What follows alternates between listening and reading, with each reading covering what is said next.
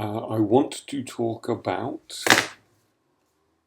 Hot Milk, Deborah Levy, on this year's Booker shortlist. It's the second of the 13 that I've read all the way through. Um, Interestingly, it is a story told in the first person about a mother-daughter relationship, which is the same form as My Name's Lucy Barton. This is a very different novel. Um, it is about a daughter in her 20s who accompanies her mother suffering from what is clearly believed to be a psychosomatic illness of paralysis in her legs. And the story is essentially how this young woman, Sophia, tries to orientate herself and her past life. Her father left her, or left the family when she was 10. She's clearly got a very strong and codependent relationship with her mother. And her mother is a complex and difficult character. It's quite like Lucy Barton. It is not it's not a big story.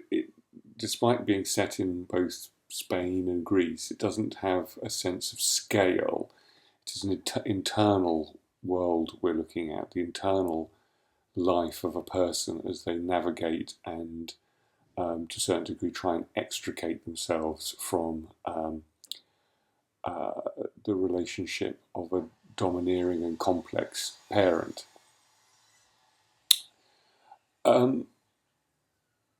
There is something particularly charming about the narrative voice here. One could spend a lot of time with Sophia.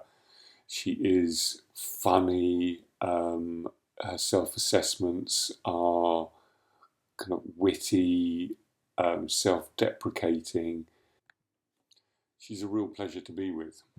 But I think finally, I'm not sure it's a great novel. I'm not entirely convinced that it belongs on the long list. The prose is acceptable. The story is interesting. The characters have a life of their own, but is it profound? I'm not sure. And if it's not going to be stylistically or formally exciting, then the emotional heart must be saying something of great meaning, I guess. But on the other hand, it is an eminently enjoyable and affecting novel. But maybe, and that's that's high praise. Of course it is. But is it high praise in terms of the criterion by which we must judge the best novel of the year? I'm not sure. I felt, compared to Lucy Barton by Elizabeth Strout, that sometimes the sentences were achieving more than simply the words on the page. There was a sort of tension in the prose.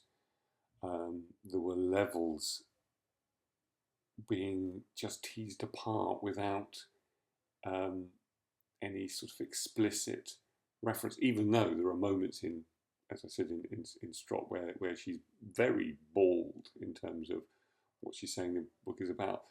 But here, I just feel that it's, as I said, it's a sort of an interesting story, well told, very appealing voice. A good novel, but not a great one. I think that's it, really. Thank you for watching.